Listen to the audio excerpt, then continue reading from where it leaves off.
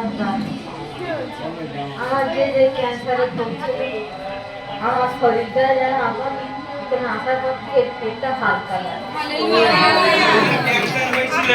আপনার ক্যান্সার হয়েছিল তাই তো?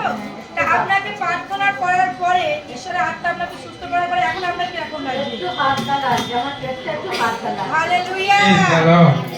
আপনার ক্যান্সার কোথায় হয়েছিল? পেটে।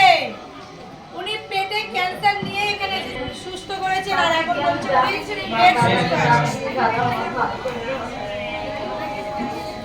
একদম। আপনি সুস্থ। আপনি বারবার বলবেন এটা আপনি সুস্থ। নামটা বলুন। আমার নাম দিলীপ সরকার।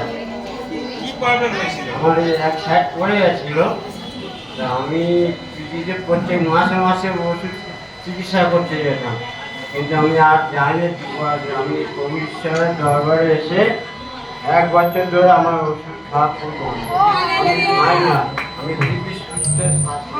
হালেলুয়া। না, উর্মিবেলায় কি হয়েছে? মানে এই হাতটা পেছনে যাচ্ছিল না, কিন্তু এখন যাচ্ছে। ও হালেলুয়া! কি হয়েছে? বুঝতে পারছো ঈশ্বর কেমন কাজ করছে? নিরাময়কারী তিনি। এই মুহূর্তে নেই, ওকে ধন্যবাদ দিই যেন এটা সারা জীবনের জন্য ভালো হয়ে যায়।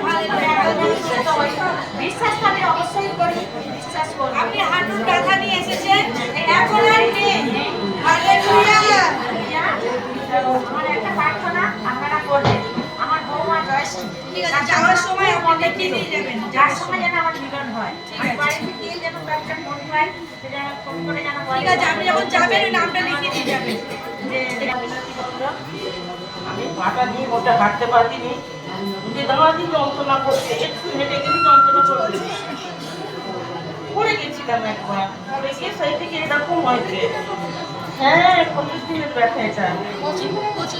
হ্যাঁ, পড়ে গেছে। তবে বাবা প্রভুর আশীর্বাদে আমি এখন একটু সুস্থ আছি। হালেলুয়া!